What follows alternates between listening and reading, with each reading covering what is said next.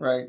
So the third tip that I have is resume layout. I think this is pretty important, especially not only for like new grads, Mhm. but really important for that too.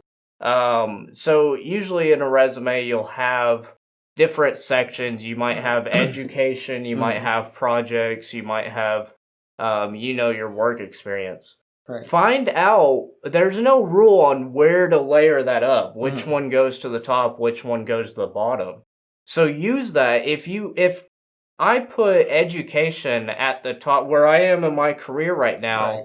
as a senior developer, and I put education and it's some small state school in Oklahoma, it doesn't really make sense because that's the first thing they're going to see. We Right. read Right. top to bottom. Mhm. Mhm. We don't want to do that, or I wouldn't recommend it. But if you're a new grad and say you come from Stanford or Mhm. Mhm. MIT, like you would obviously want that at the top because you Right. have no work Right. experience. Exactly. Um, Exactly. And I think that that also comes into the where you are in your career. If yeah, you're a new college grad, you know your academic experience and your academic grades and the associations that you had, hackathons that you referred right, to earlier. You know those stand out. Those are important when right, you're trying to get into software development. When you're trying to get your foot into the door of a company. You know yep, the only thing you have is your academics and right, that is where junior developers, entry level developers need to focus their resumes right, on.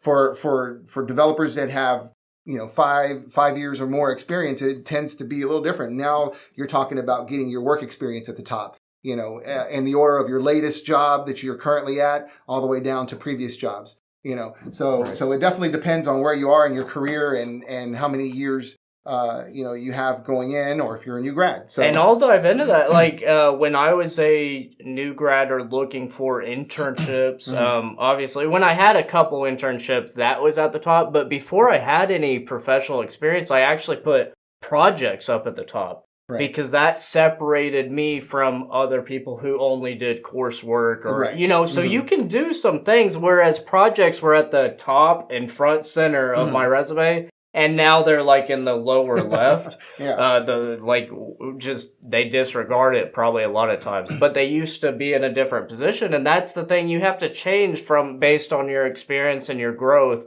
where to put that. And sometimes these sections will disappear. You don't have to put everything on there.